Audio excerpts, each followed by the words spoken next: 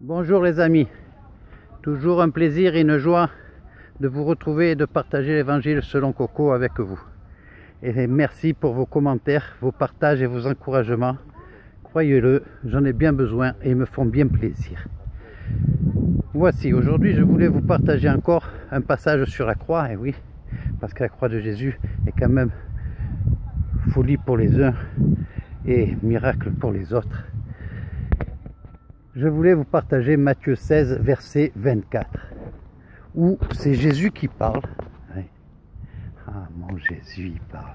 Et oui, alors Jésus dit à ses disciples, si quelqu'un veut venir après moi, qu'il renonce à lui-même, qu'il se charge de sa croix et qu'il me suive. Vaste programme, je vous dirai. Et moi, ce passage me parle beaucoup et me dit déjà que Jésus était là pour nous aider, pour nous encourager et pour nous donner ses conseils. Si quelqu'un veut venir après moi, si on veut aller avec Jésus, après lui, sur son chemin, cheminer avec lui, le rencontrer, le trouver, eh bien, il faut déjà s'abandonner à soi-même.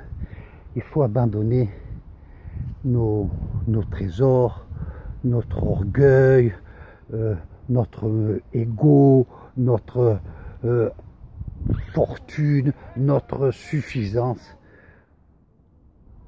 pour pouvoir suivre le Maître. Mais c'est pas tout. Il faut se charger de sa croix. Et là, souvent, je me dis, mais Jésus, il avait la croix, mais moi, j'ai pas de croix. Quelle croix? Et alors, voilà, ce passage me parle en me disant, se charger de sa croix, c'est prendre tous ses défauts, tous ses péchés, toutes ces misères, toutes nos blessures. Et il faut les prendre avec nous, les emmener, parce qu'on va les emmener, où va-t-on les emmener? Au pied de la croix. Et la croix de Jésus, oui, la croix de Jésus, mais c'est que Jésus, il s'était chargé de tout le malheur, de tout le péché du monde.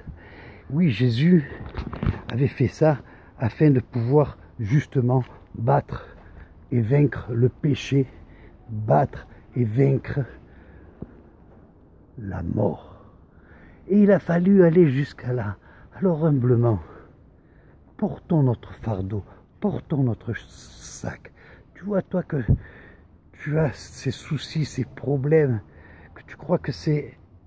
Jésus te dit pas, plus, non, il te dit, prends-la cette croix, prends-les ces soucis, emmène-les avec toi, suis-moi. Comment suivre Jésus? Ben, lis la Bible.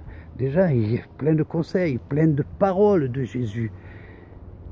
Et son joug est léger. Il ne va pas te laisser cette croix lourde et chargée. Non, chemin allant, il va enlever toutes tes scories, toutes tes misères et tout ceci, cela, pour te donner sa paix, son repos et son amour. T'en as pas marre? T'en as pas marre de ce monde de lutte où on ne comprend plus rien du tout? Jésus est là.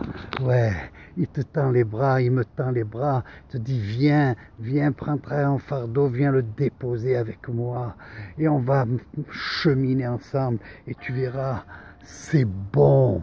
Jésus est bon, Jésus il t'aime. Oh, merci, merci mes frères, mes sœurs de partager ces vidéos. C'est bien que le plus grand nombre puisse entendre parler de ce Jésus comme il est bon. Que le plus grand nombre puisse prendre leur croix et se mettre en route. Mettons-nous en route. On attend des fois parler d'un grand réveil. On voudrait le réveil à Nice, on voudrait le réveil en France. Eh bien déjà avant de se réveiller, il faut se mettre en route, il faut se mettre en marche.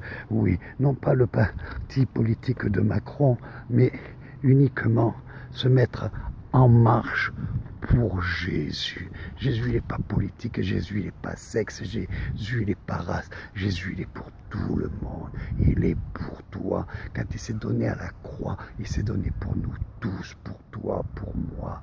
Oh, merci Seigneur. J'espère que ces quelques mots vous auront fortifié, encouragé pour pousser encore et pour vous mettre en marche et pour être là encore à se rencontrer, à se faire du bien. À la semaine prochaine, je vous embrasse et je vous aime. Amen.